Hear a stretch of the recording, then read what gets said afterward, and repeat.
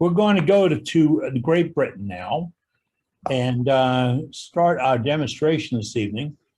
We've got Paul Hannaby with us.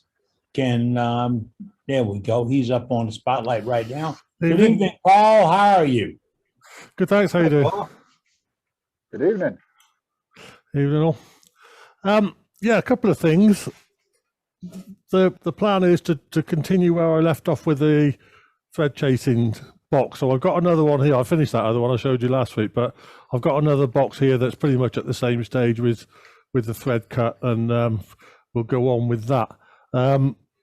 Before I do that, there's something that came up last week, and I sort of thought about it a bit, and just wanted to bring something else up. So I'll just switch my cameras here. Looking at chucks and chuck jaws, and one thing I sort of noted at one point, there was a chuck with the jaws really open wide, and I'm just sort of trying to describe what the problem there is, the way I see it. That ring there, imagine that's a recess in the bottom of your blank, or a faceplate ring even, or something like that. If you've got these jaws open as far as they are, they're going to touch just the center of each jaw. If I hold that out, you can probably see the jaws touching in the middle, but it's not touching at each end. So I've reduced the contact. Paul, may I throw this in there? New turners, novice turners, beginning turners, pay attention to this. This is a lifesaver. Yeah. So what we've effectively got here is that jaw, instead of touching all the way across its surface, it's just touching at one point in the middle.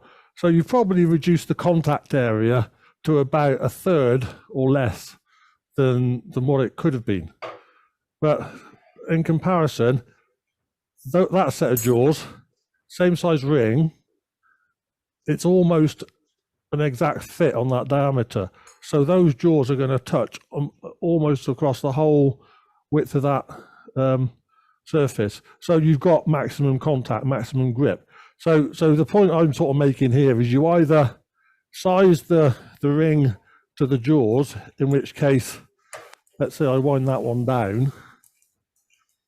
So I either size my recess or spigot to fit the jaws at that point, or if I really want a hole that big, I find a set of jaws to fit it. So I'm maximizing the grip by sort of marrying the jaws and the hole to be that good fit. So I mean, I appreciate everybody's got a limited number of set of jaws, but if you've actually got the jaws and you're going to create either the spigot or the recess, then make that fit the jaws you've got, rather than thinking I'll open them up all the way, because you're reducing grip. And if you're reducing grip and you get a catch, then there's less holding the wood in the chuck, and a bigger chance that piece of wood is going to let loose and come in your direction. So it always pays to use the right set of jaws for the right job. I tell folks to make a jig to size the mortise and the tendon, the spigot and the tendon, so you know how big to make it before when you get started. Because if you guess at it and get it wrong, it's much harder to put it back on and take it off. But if you use a jig, you don't have to guess at it. Yep, you got it. Let me just think what jaws I'm going to use for this. I've got a spigot already cut on each end of this box, so I'm just thinking, do I want to use that one, or I've got another set of jaws about the same size with more access, so I might just use that one instead. Yeah, we'll do that. Also, going along with having the properly sized jaws with your spigot or your recess, you don't have to crank down on your chucks to make it hold the piece. You don't have to use as much pressure if you've got full contact going all the way around. Exactly. Yeah. Right. So what I've got at the moment is the base of the box, the sort of the opening there in the jaws, and this will be the lid. So step one here is aligning the grain. I've cut the thread, but where this grain actually aligns is about where it is now. You see that darker area of wood, and somewhere here there's a couple of other marks. The grain alignment isn't going to be perfect because at the end of the day I've removed a piece of wood from between these two when I parted it off. So it's not, you don't always get perfect alignment, but I put a pencil mark there, and at that point I've got grain alignment. But if I tighten this up, I'm a quarter of a turn out. So what I need to do is remove a bit of wood from this face to allow the lid to rotate further to come back round to the point where I've got that alignment. And where it is, let's say we're a quarter of a turn off, I've got a 16 teeth per inch thread here. So one turn of a 16 teeth per inch thread is a 16th of an inch. So I need to remove about 3/4 of the 16th of an inch. So Well, not too much math. You're making my head hurt. yep. I'm trying just to put it in simple terms, but yeah, it's 3/64, you guys. yeah, exactly. Yeah, we're down to sort of 30 seconds and 64ths. But yeah, I mean, I tend to work in millimeters when I get to that scale. So a 16th of an inch is about 1.5 millimeters. So if I aim to remove a millimeter, I'm not going to be far out. But the idea is to sort of creep up on it rather than take it all off in one shot. So I'm just going to use a scraper to cut the face of the box away. Could do it with a gauge actually, either would work. But if I just take a cut, just take a small cut there, and then we'll see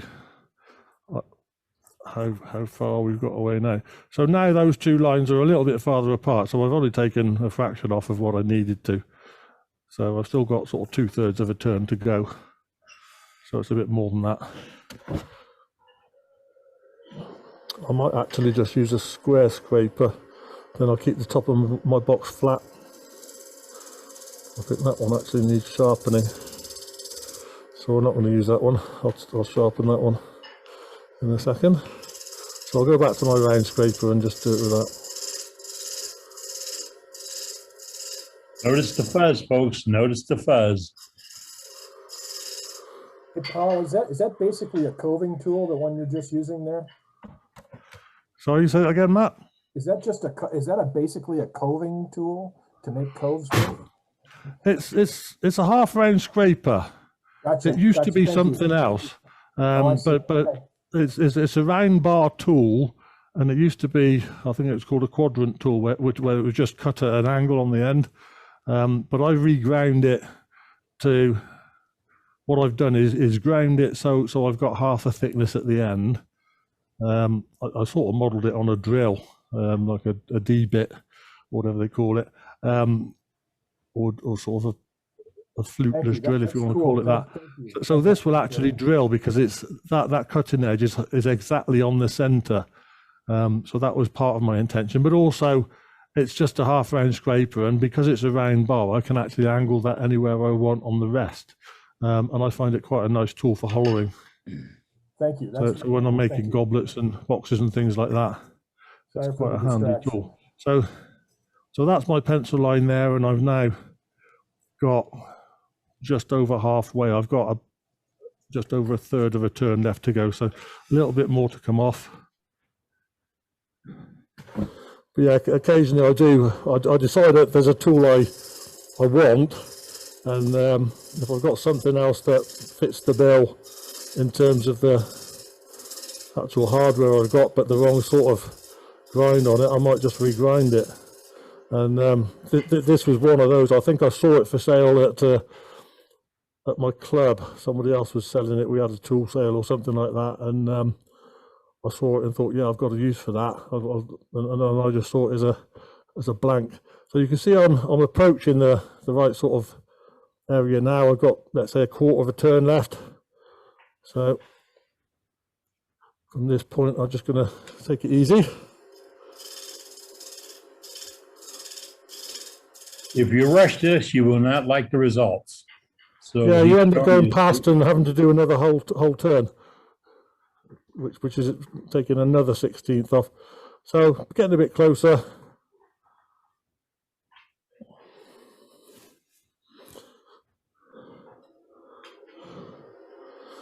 And it's worth bearing in mind that you might want to leave enough wood to actually sand that to a finish. Where's my line gone? There it is. So I'm this far away now. So pretty close.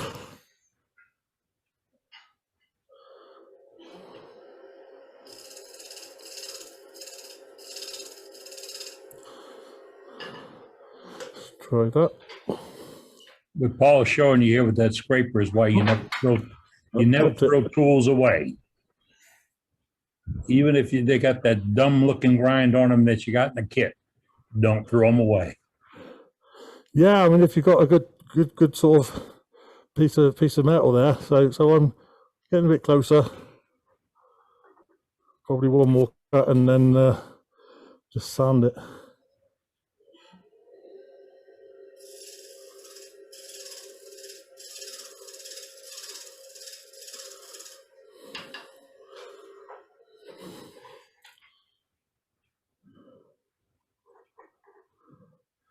On my line. So that's pretty close. Got within half an inch anyway. So before I take another cut, I'm just going to sand the end of that, and we'll do that and then try it again.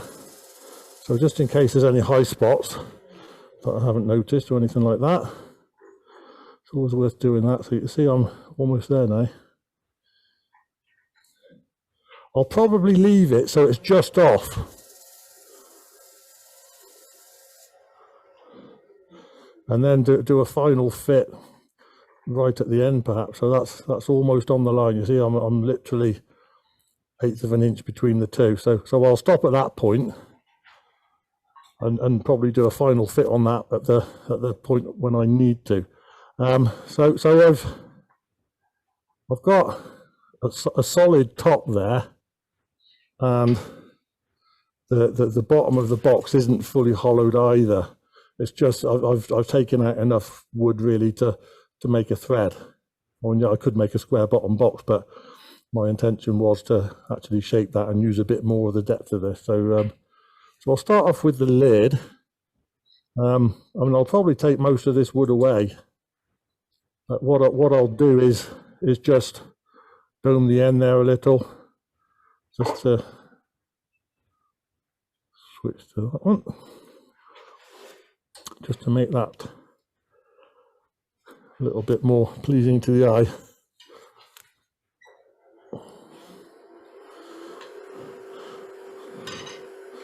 Drop that rest of fraction.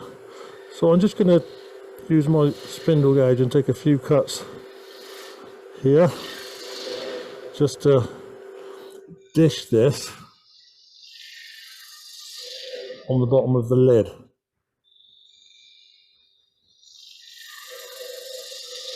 This is end grain, so I'm actually technically I'm cutting against the grain here. So I'm breaking the rules slightly, but I mean, this is boxwood, so it's a dense wood, and I can cut against the grain at this stage, knowing that I'm breaking the rules, but on the final cut, I can always switch that and cut the other way, so I can either continue with my gouge and just do a scraping cut from center to edge, just to get the clean cut at that point.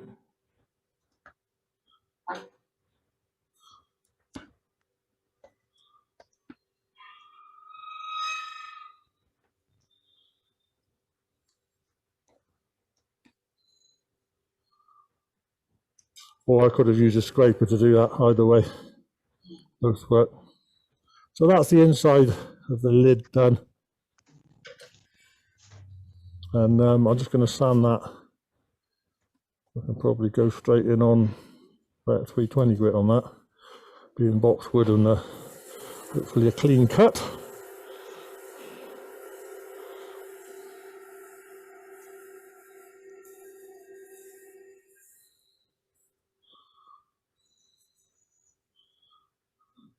I'll just lightly sand that shoulder. If you want to put some detail of scrolling on the inside, is now the time? Sorry, what did you say, Eddie? If you want to put some details or some scrolling. Yeah, absolutely, yes, yeah. I mean sometimes I do. I'll use a 3-point tool or something like that, and just do a couple of rings in there.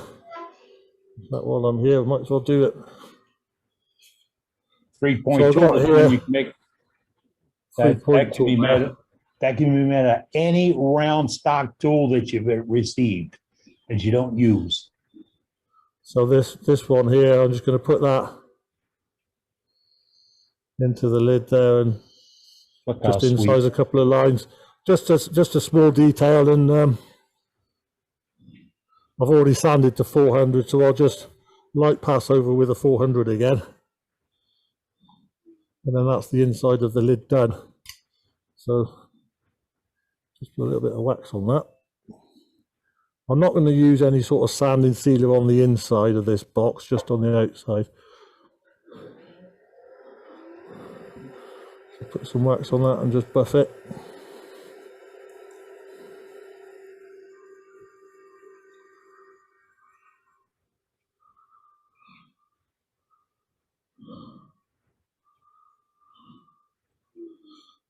So that's the inside of the lid finished. Oh. And Boy, does that look good. Yeah, That's very pretty. nice. Yep, nice grain, nice finish. and then I'll put the base back in.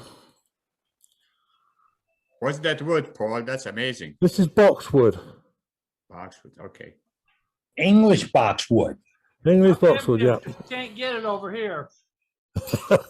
You can, but if you can, I want to know where you get the money. I've got a stack of it here. Not that I'm trying to rub it in or anything, but yeah, there's There you go. somebody Offer to gave trade- me a offer to- load of it Offer to 2 trade years Paul. ago. Yeah. I got a pile of wood in my garage. I'll trade you for some. So I'm just using this half-round scraper again to hollow out the bottom of this box, put a bit more shape into it.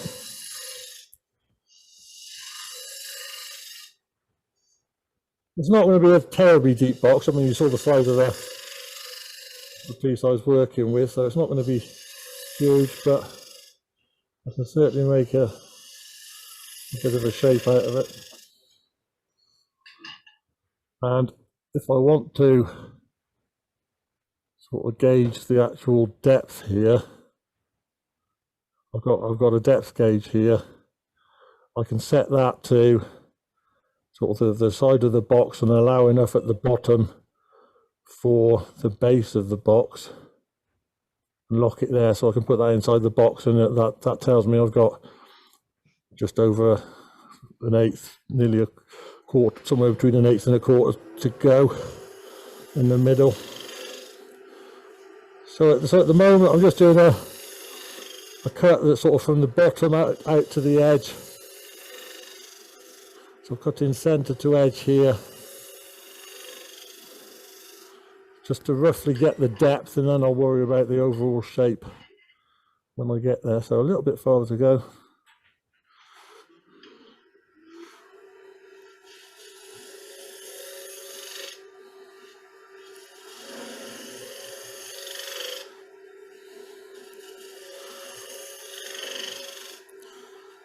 A few minutes ago, you used that 3-point tool and it was made out of round stock. John out of John Straffel out of New Jersey says he made his from an old screwdriver. Yeah, you could, yeah. Just a tiny bit more to go, and then we're yeah, I mean, all you need is a round stock that's decent steel, basically. Just don't overheat it when you grind it, folks. Don't Yeah. overheat it. Right, so we got the depth there. That should do. I'll just put my depth gauge back on there and confirm that. Yeah, that's within a whisker of where it needs to be. So I'll just clean all this out. What I've got inside the box is more thread than I need in terms of the length, so I can actually shorten the thread. I've already done that with the lid. When I turned the lid, this thread was a lot longer, because it's easier to turn a long thread than it is to turn a short one. So I allow a little bit of extra wood, turn the long thread, and then when I get it to fit, I take half of the thread off. So when I put the lid on the box, it's only 2 or 3 turns rather than sort of continuously winding to get the lid on, and you get bored by the time the lid's finished, fully fitted. So yeah, I shorten the thread, and on the inside, I know I've got more thread than I need, so I can take a little bit more of that away. But if I switch to the side view again, you can see the centre's hollowed, but I've got a step out here because all I was trying to do was take the bulk out of the centre there. So I can continue with my scraper to take a bit more of this wood out.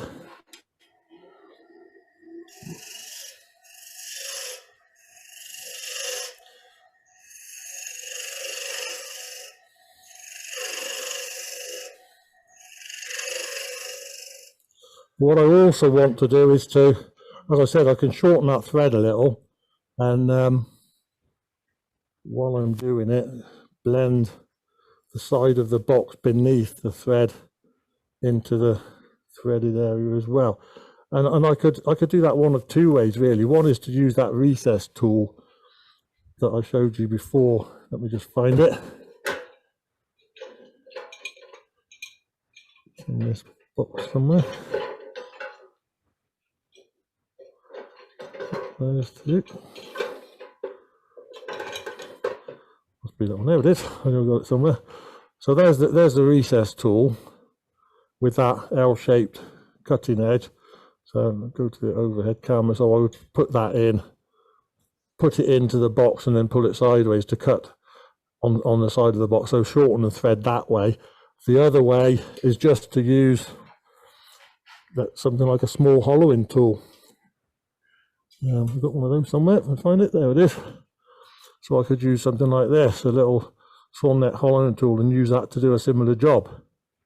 And the advantage of the hollowing tool is it's got a curved edge one, whereas this is a square edge. So I'd need to probably shape it a little bit and refine it if I use the recess tool. So I'll probably just do it with the small hollowing tool, because it just allows me to get that undercut. And you notice I've pulled the rest back, so the rest is on the straight part of the bar, not on the swan neck, because if you put it on the swan neck, when that touches the wood, it'll tend to twist, and it's difficult to control. So you want to keep the tool on that straight section. This is only a small tool, so that's only, well, probably 3 inches in length, so not a great deal, but it's enough.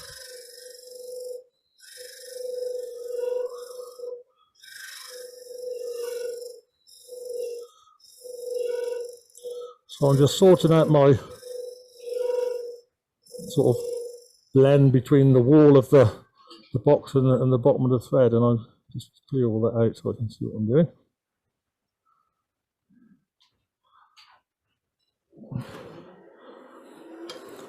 And then now I'm going to just cut away. I need to switch cameras, don't I? Let's see what I'm doing then. It's better. And then I'm going to cut away the bottom end of the thread, just shorten the thread.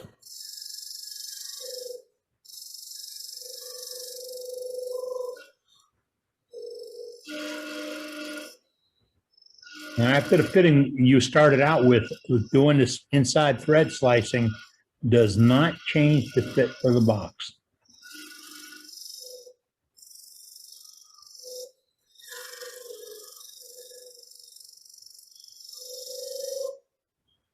That's nearly there.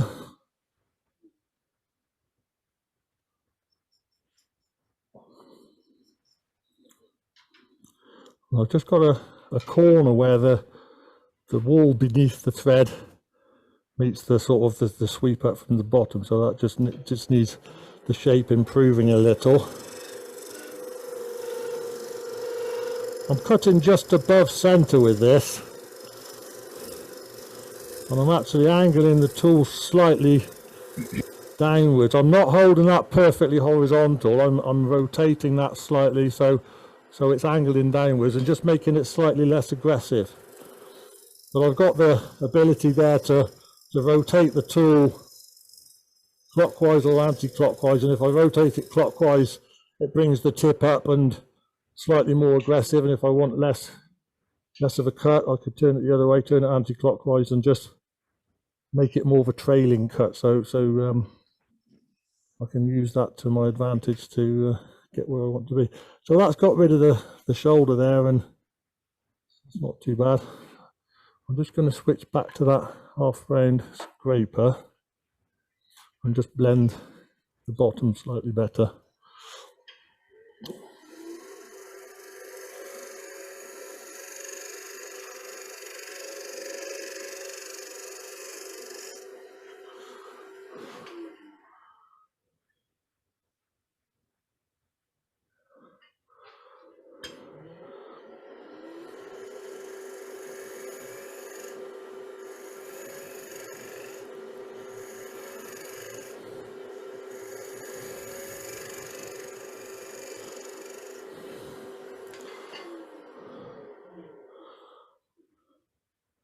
That's better.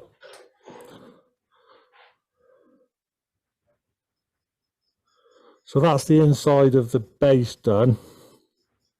And again, I can put some wax on that and finish it. I'll leave it as it is for the moment. I'll wax it in a minute. But what I want to do now is to put the lid on and finish the lid. So see there, I'm pretty much on that alignment now. Oddly enough, even though I've not taken any cuts from where I had it there, it's now going as far as the join. Just the other work I'm doing on it is just relax the wood a bit, I think, and it's allowed it to turn just a little bit farther. Right, so I'm going to turn half of this lid away. I'm probably slightly high with the rest, so just adjust that. And at this point, I'm losing the spigot on the lid.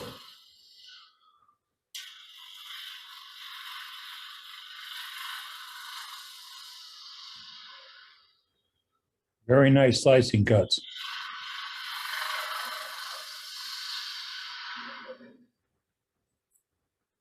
So I'm just going to move my rest in a little more.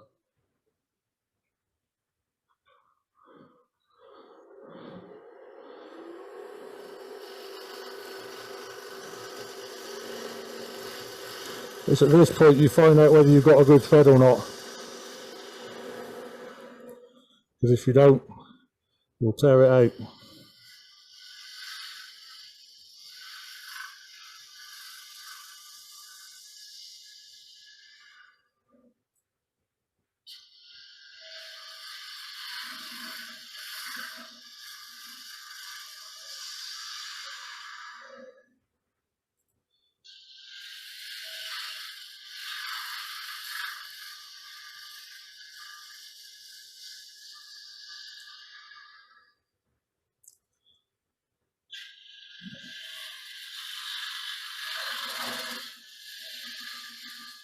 What I'm aiming for here is to make the lid and the base better proportions. It was, well, where I started from, it was roughly 50-50, but I'm going for that sort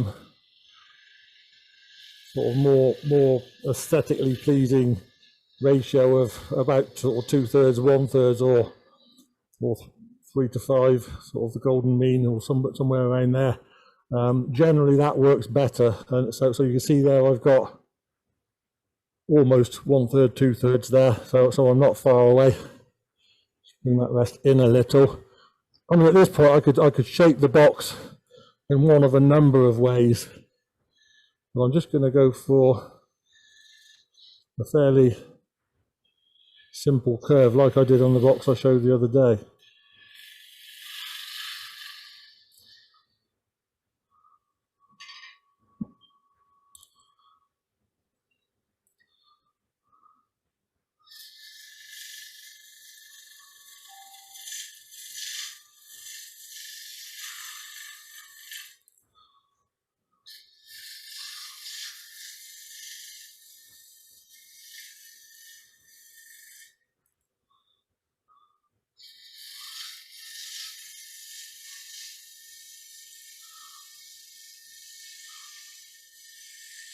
So that's probably enough of a curve. What I want is a continuous curve. I don't want any flats. I don't want any bump in the middle. Just a nice continuous curve. And I think there's a slight bump in the middle of that, so I'm just looking at where I need to get rid of that.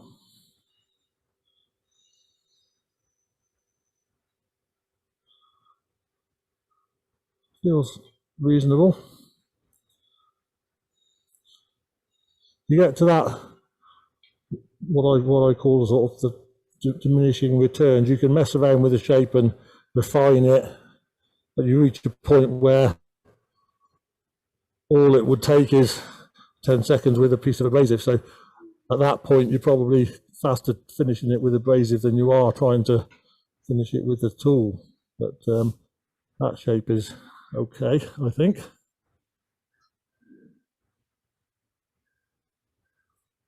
So I'll get my resting position. I'm fairly close to the chuck here, so make sure that's secure before I do anything else. And then Can we for the switch lid, cameras? Can we switch cameras? yeah, Thank you. for the lid, I'll just true that out because it probably was running off just a fraction. So I'm truing it up all the way across that join.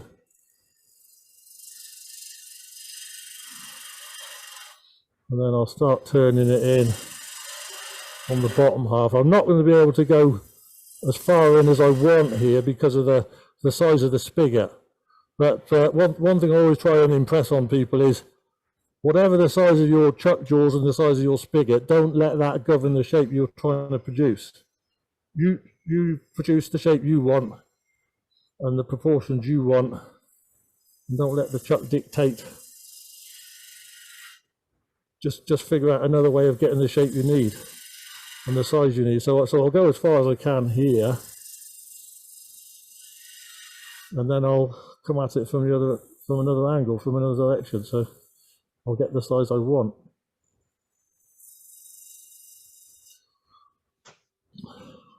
So shape-wise, that's the start of it. I've obviously got this bottom part to work on, but for the top half at least, that's the shape I'm after.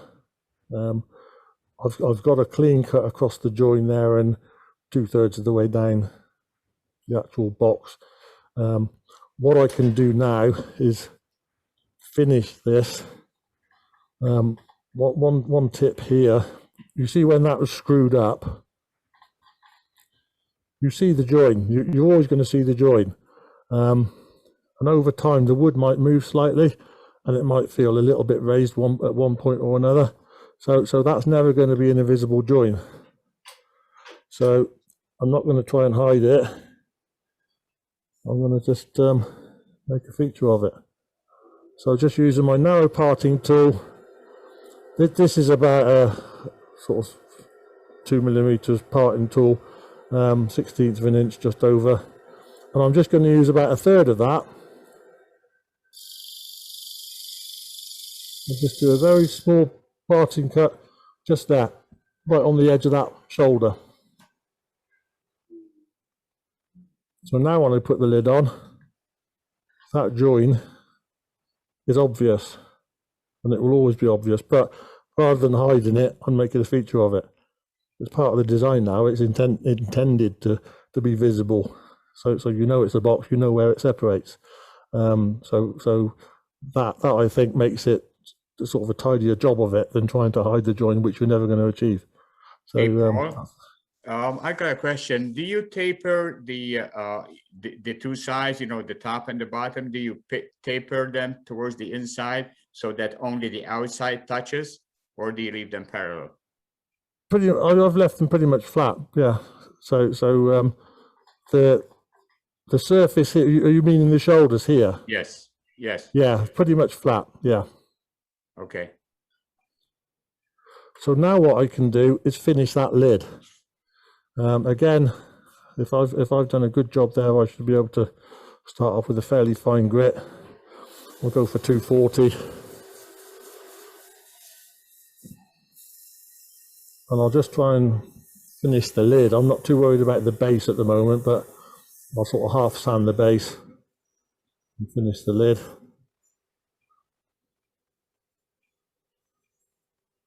I can feel a little bit of heat there, so I'm just dropping the speed down so I don't put too much heat into the wood. I don't want to cause any of those heat checks.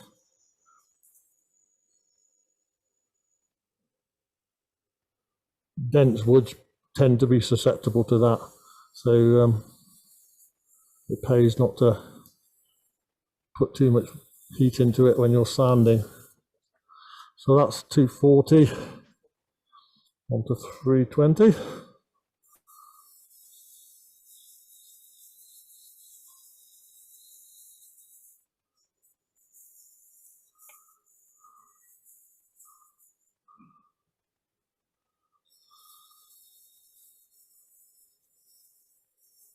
Now, this is demonstration technique. Picture in a picture. Yep. I think I need to set up a couple more of those on my shortcuts, but at times it comes in useful. Right, that feels good. And then once more with 400.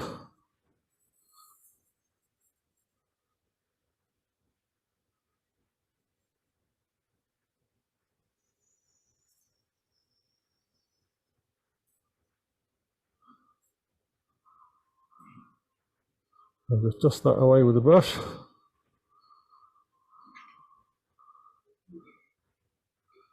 And on the outside, I can use a sealer or a lacquer. Either would work. I'll worry about finishing the actual base, but I mean, got a couple of options. I can either use a sanding sealer. I mean, it could be any one of a number of sanding sealers, or I can wipe on some melamine lacquer as a base. I'm not aiming for a glassy shine on the outside of this. Try and get the lid off my melamine lacquer. It's fused to the tin.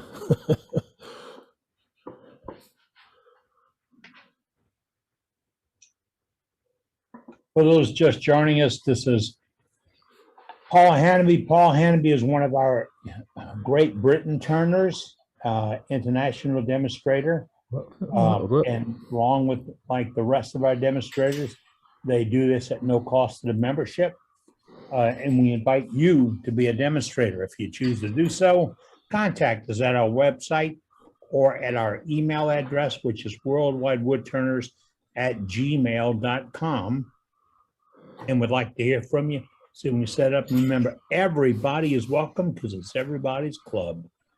There's a tip for you. Small set of jaws. Loosen the lid on my tin. Without tearing it all up. Expensive pliers. Yeah, I know where the pliers are, and that was nearer and quicker.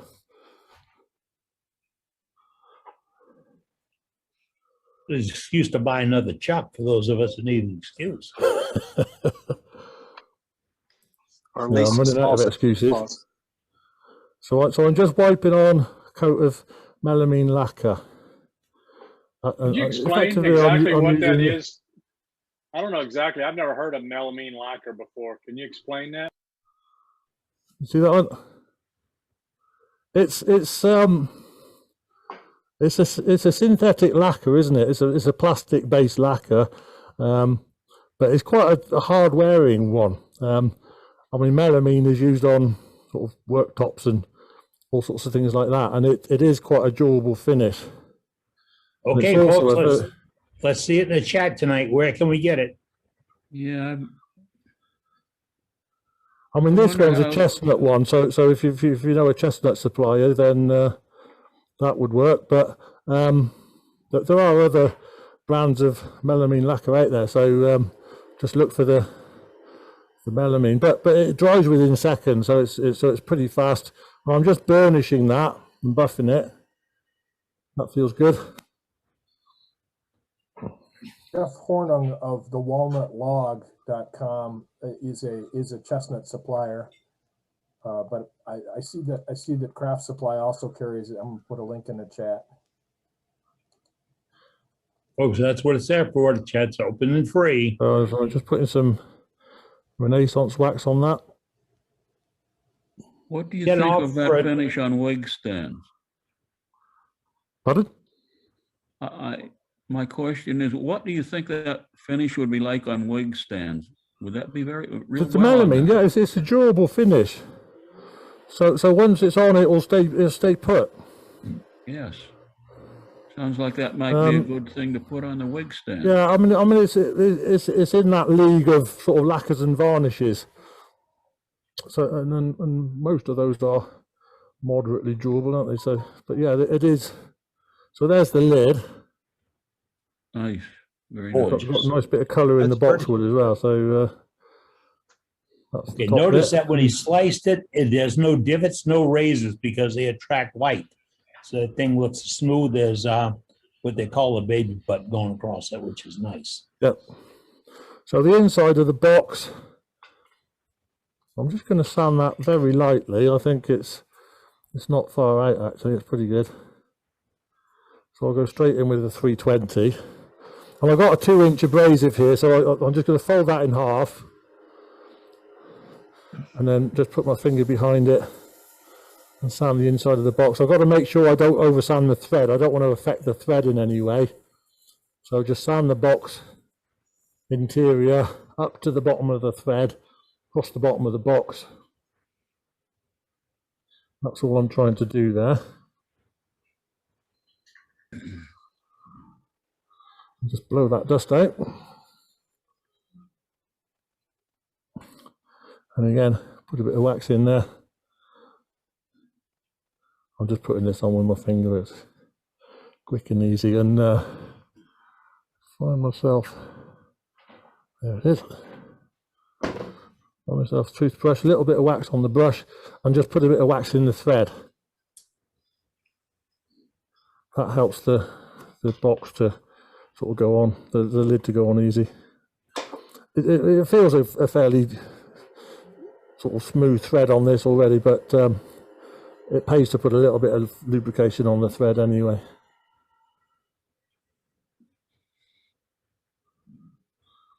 But just a very light touch, and if you think you've got more wax on there than you need, and this is just a shoe brush, so I can just put that in there and run that across the thread to take out any surplus wax if there is any. Or if you had another toothbrush, that's another way. You can take out the surplus wax with another little brush which hasn't got the wax on it. So that's the sort of the inside done. I've now got to finish the outside, the rest of this. So I need to make that this way round to do it. If I put that in the jaws, obviously I'm going to damage it. So I want another way of working here. So what I'm going to do, get this one off. I'm going to make myself a jam chuck. While Paul's changing chucks, we got an offer for our demonstration from Mike Keba. He says he'll show the membership how to turn a $100 piece of wood into combustible sawdust. We'll go to that later tonight. Yeah, well, that $100 piece of wood, what's that, scrap?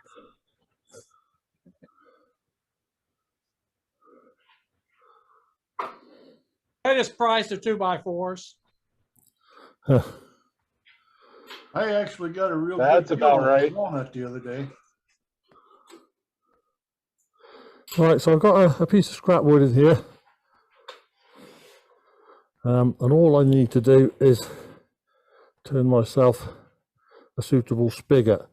The diameter this was the jam chuck I used on that last box, which is actually slightly bigger, so I can use that same spigot and reduce it in size a little. So I'm just using my calipers here to estimate the diameter of my spigot that I need to start the thread with. About there will do.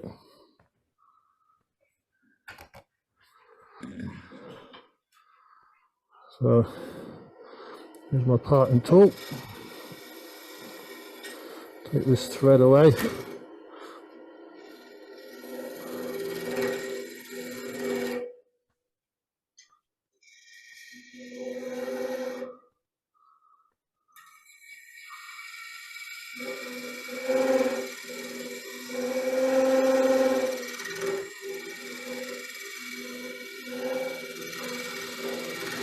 Those that may have stepped away, he's not removing thread on a current box. He's taking a piece of what might be called scrap wood in the shop and making a jam chuck out of it. Jam chuck material. Okay, we can't call it scrap. Tim will beat us all up. We call it scrap. No, sir. I'm looking So for I'm a just making rod. myself a long enough spigot there to enable me to turn the thread, or to cut a thread. So diameter wise I'm there. I'm just radiusing that front corner to help me to strike the thread. And then I'll just move the rest out a little and drop the speed. I want to be at about 400 RPM or 450 thereabouts. Got my thread chaser here. And I'll start striking the thread on that corner. Once the thread is struck, the tool will feed itself like that. See that? I'm not pushing the tool, it's following itself in that groove that it's just cut. So the thread is struck, and all I need to do now is bring it round. On that very smooth tool rest. No dings, no nicks, no bumps. I mean, this one's not perfect, but it's okay. It slides easy. If I got lots of notches and nicks in it, it would stop this tool sliding, and that would potentially affect the thread. It would cause the sort of the movement of the tool to stop and start, and you get what they call a drunken thread with sort of varying pitch in a way, and that becomes very difficult to work with. Right, so I'm down to diameter. That thread's actually got a slight taper on it, but that doesn't matter at this stage. I'm still oversized there, so I need to size that to fit. So what I'll do, take the speed back up, come in with my parting tool. Could do it with a gouge or a scraper, anything really. And I'll take half the thread away, bring my speed down, back to 400 RPM or so. Oh. And what I'm trying to do now is cut this to full depth again.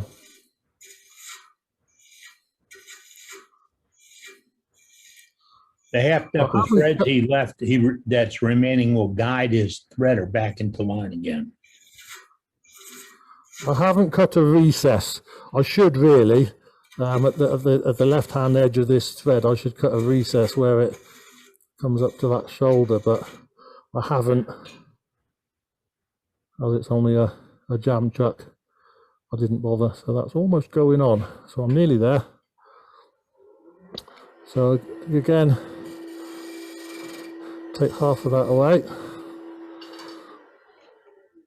Back down with the speed.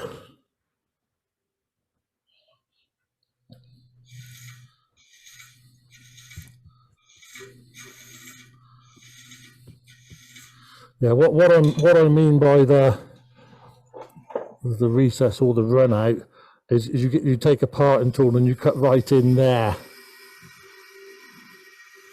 so you don't end up with a partly formed thread at the shoulder, because as you approach that shoulder, you've got to withdraw the tool. So it's almost impossible to cut right up to the shoulder. And I was getting pretty close there, but no matter how good you aren't going to get it quite perfect. But cutting that little run out, recess, whatever you want to call it, means the thread stops before you get to the shoulder. So again, we try this on for size. It's going on, but it's just a little bit on the tight side. So just take a bit off the top, speed back down.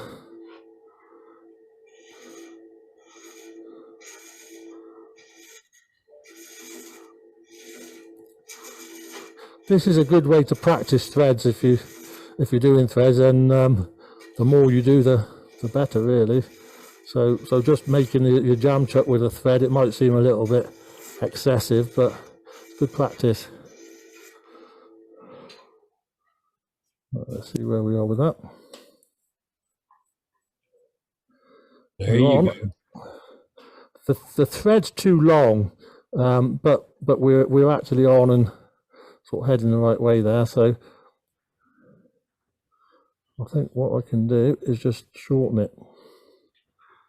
Yeah, it gets to there and then goes tight. So if I lose a little bit of that thread, I think there's actually a slight taper on that, so that's probably why it's tightening as it's getting near the top. So I'll just, while I've still got the full length of thread to work with, I'll just try and take a little bit more away at the top end of the thread.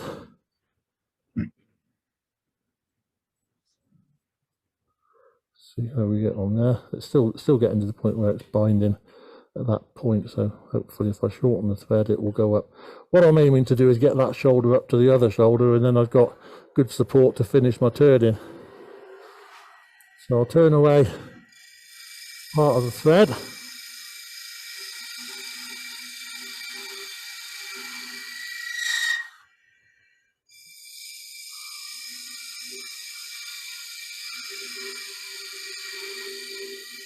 I don't need to worry about taking all of that away. I just need enough room to get the thread all the way up. And I'm just chamfering that front edge of the thread as well. Might help it go on. So let's go with that. So now we're up to the shoulder. So jam chuck's sort of doing its job now. It's got it where it wants to be. And we can work on turning the rest of the box. If you've got any doubts about the sort of the security of that fit, bring your tailstock up and you can sort of adopt the belt and braces method there, can't you? So no danger of it flying off.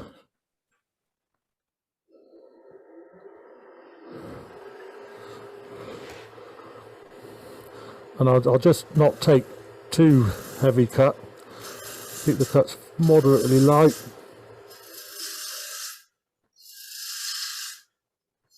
Remove all this surplus wood. So here you can see what I mean about not letting the chuck jaws or the mount that I've got constrain my shape and my size. I can make the foot now any size I want. I've got nothing in my way. So it's down to me and my what's in my head really, but my design to make that foot the size I want it to be. I've seen sort of people in the past where they've created a box or a bowl or a piece of turned work, and the shape just doesn't work. And you look at it and sort of you're analysing it, thinking, why doesn't it work? And what's sort of behind it is that they've used a big set of jaws or a bigger set of jaws than they should have for that shape, and at the end of the day, that's what's caused the problem. They've been restricted by the jaws, were unable to make the foot small enough to get a good shape. There's a guy I used to see at exhibitions quite regularly. He was a good turner, and he used to finish his work extremely well. But the shapes just didn't do it for me, and I used to look at what he got on his display, and almost everything had a 4-inch foot on it. And I sort of suddenly realised, whoop, got a bit of a catch there. I suddenly realised why everything had a 4-inch foot, and I thought he's used the same set of jaws for all of these. Instead of switching to a better sized set of jaws, he's done the whole lot with one set of jaws. And I'm sure he had more sets of jaws, so I can only assume he just couldn't be bothered to change it. I'm just going to put a straight edge across the bottom of that, see if it's flat, and it's just need to take another cut. I want that just flat on whatever you put it on then.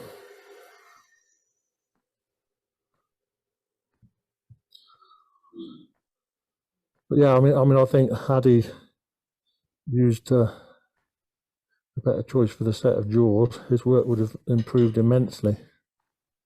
That leads back to what you started off with. Sometimes folks don't know how to use the jaws.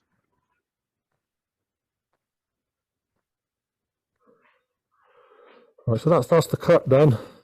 I just need to finish that shape-wise. What we got there? That's a 180. I'm just going to sand that with a 180 to start with. Where I've mounted this on that screw chuck, jam chuck, whatever you want to call it, it's not quite running true. So the cuts I've made here are not quite concentric to the original shape. So I'm just blending over that transition to make it a smooth edge. It's only sort of a fraction out, so it will be imperceptible once this is off the lathe, but it's enough that if I made a cut from each side and didn't blend them, you would feel the step. So I wouldn't want to leave it like that. And then we can sand down through the grits as before. 240.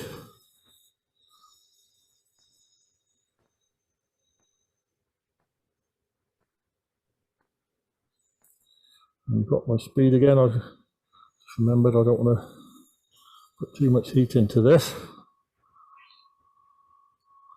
320. If I need to sand all the way up to the top, right up to the top edge here, what I can do is remove that. Come in here with my parting tool and just reduce the height of that shoulder.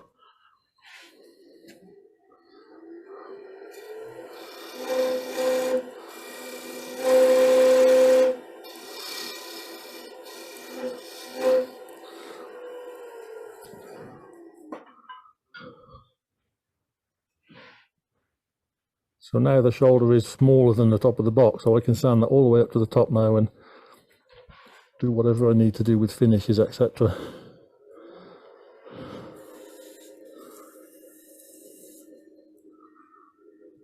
So last go with a 400 grit.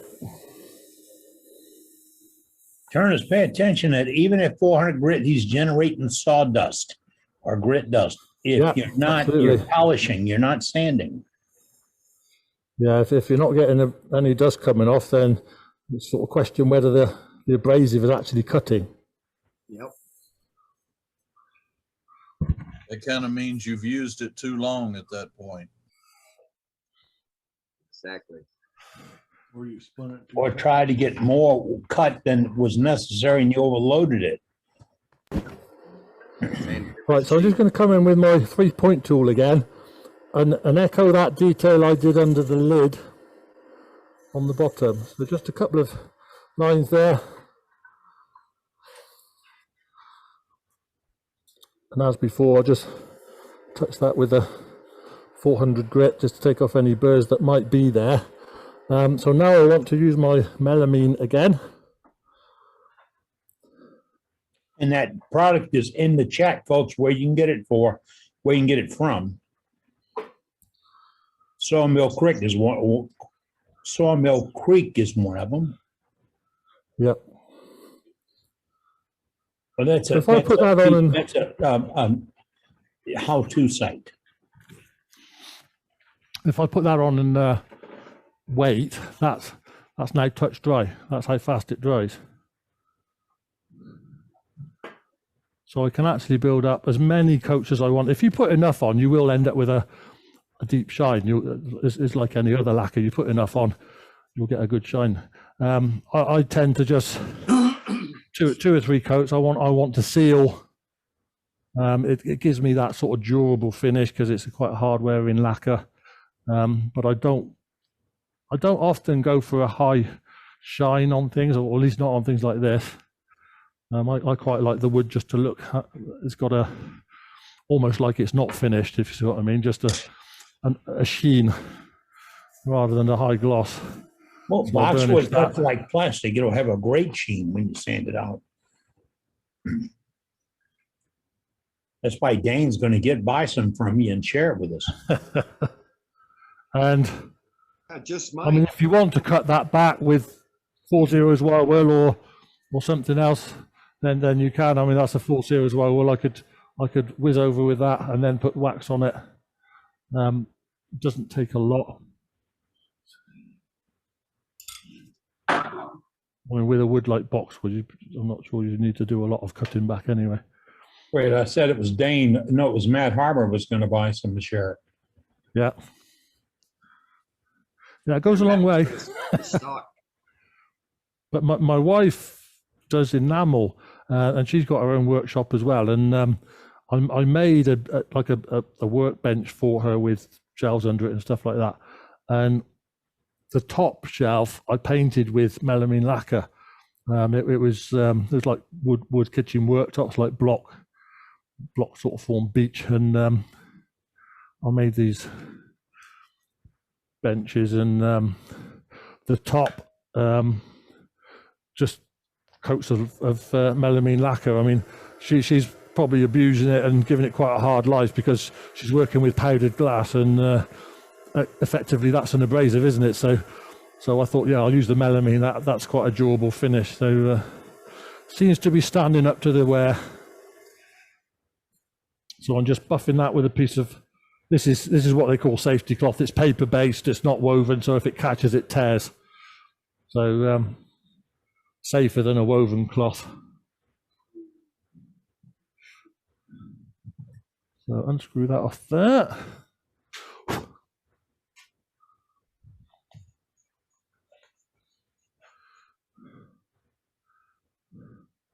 So that's the finished box, and there you see there the grain alignment is pretty well worked out, and you've got sort of feature there that looks about right. So I think the grain alignment is sort of worked out. I mean, there's a line there that's actually spot on. In different areas, it might look like it needs to be one way or another, but yeah. Look at the finish. That's a gorgeous finish, Paul. Take that as a finished piece, and you see the bottom there. I just got that slight detail there. I mean, you could, if you do that on the bottom of other pieces, you can actually use it as a couple of lines to sign your name between and things like that. So if you're into putting your name on your work, then, which you should do, but that's it. All done. Only thing missing is the price tag, Paul. Yep. Absolutely. Nice job. Very nice. I'm a real really fan. like that. I'm a real fan of doing 2 lines instead of 3, because if you do 3 lines, it's really hard to get the distance between them even, but 2 lines, Yeah. much better. Yeah, I mean, they always say groups of 3 work, but I treat it as you've got the three groups, you've got 2 lines, but they're actually creating 3 areas. So that's sort of my way of looking at it. But put that on there, and that thread, if I spin that, closes up. So that's a pretty good fit on the thread, I would say. Yep. Yep, that's nice. Very That's real nice. I like that. My There you go. manager saw that and she said, you know, it'd be really nice to put diamond earrings in. Yeah, I'll I give don't you your think she address and wants I'll the put it in the box post up. for you, Eddie. She doesn't want the Nice box. I think she baseball. wants the earrings. Oh, I right. think that's a subtle hint there, Eddie. Yeah, I know. I'm slow though. I won't catch on. That is a great demo. And I see Doug Rowe joined us from Arizona this evening. And a little bit late, but we're in. Paul, I want to thank you so much. This was a very fascinating and great demonstration. Okay. Folks, I don't know if you're just joining us, but Paul is doing this for us. It is at no cost to the club. He's professional at this. And what we saw tonight was, let me just recap some things. We used a good product, okay, the boxwood. We had a design that was 1/3, 2/3 to split the top and the base. A hand see that? chased. See that the design looks much better than being half and half, or a liberty cap on it. That's the 1/3, 2/3. Yeah. Hand threads on both the inside and the outside.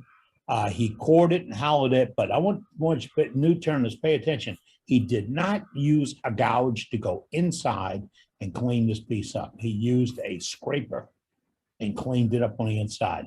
A good finish. He could start sanding at 220. That's the kind of finish he had. And then he added some accents with shop-made accent tools, a 3-corner tool. So all in all, and we learned a new finish. We learned a new over finish. So all in all, we had like 10 different items that you can work with on any project. Paul shared that with you tonight. Paul, again, I thank you on behalf of the entire club. This is what it's all about. Thank you. Just probably worth a mention that the first half of this demo happened 2 weeks ago. So that recording should be on the website. So the start of the box was a demo 2 weeks ago, but I put too much in and it overran somewhat. So we sort of stopped at the point where this one picked up. So if you want to see the start, it was a different piece of wood, but you'd see the sort of the beginning stage, and this is the sort of the finishing stage, the shaping part of it. So most of that first demo was about making the thread. And it was very well done.